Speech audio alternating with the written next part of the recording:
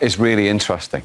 Now, Glenn noticed that early on. As he says, Chelsea have struggled with it. So I just wonder, from an attacking point of view, if you are Abraham or Werner in this game, what are you doing individually, or what perhaps are you saying to your manager to try and combat that? Yeah, particularly if I was Werner, I'd be really interested in this. I'd be getting my strike partner, in this case Tammy Abraham, I'd get him to shift. So what's happening, as Sissoko's coming back, he's never getting goal side. Look at this, he's always staying on the wrong side in many ways. So I'd be telling my team to actually chip it over, use my pace, especially like this.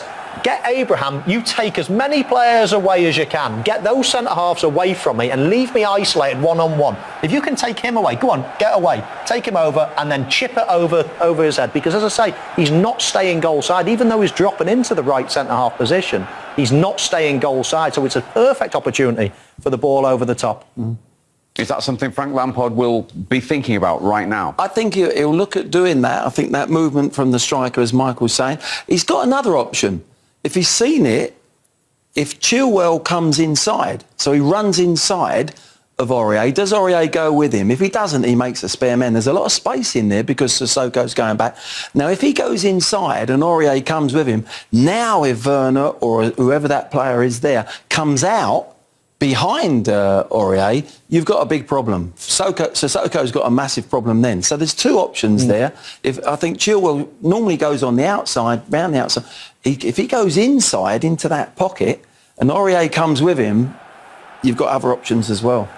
And when you look at where Aurier has been compared to Sissoko in that first half on average, Michael. It's startling. And you know, as Glenn's talking there as well, I'm thinking this is why some clubs have their coaches up in the stand.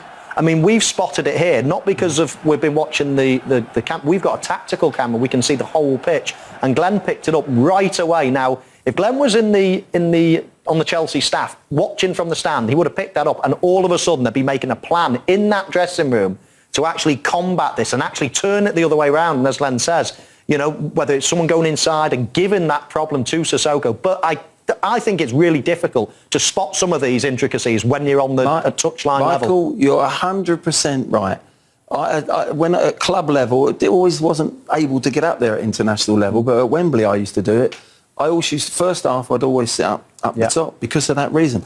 It is believe me, the dugout is the worst position to watch a game at that level. It's ridiculously hard. And some grounds where the benches go down, like Barcelona, for instance, you can only see feet. So to be up there and see that exactly, I'm not sure they'll be able to see it from that angle. That is so insightful. That's why he was the England manager. England, shouldn't he? Exactly. It was a lesson for me in that first half. Astute game. I mean, you know, viewers might think it's not that exciting. There hasn't been enough efforts at goal. Both goalkeepers haven't really been worked. But, you know, Jose particularly, Tottenham have really gone there and looked at it tactically, how they're going to stop Chelsea and then try and hit Chelsea on the break. Michael? Yeah, I think Tottenham, without it possibly showing in the stats, I think Tottenham really are in more control of the game. I think Chelsea is struggling to get their game going. And I think Tottenham, even though it's costing them a man in midfield, let's say, Glenn will go on to the tactical side in a minute, but I do think they're more in control of this game than Chelsea, and I think that Frank Lampard has got more problems in that dressing room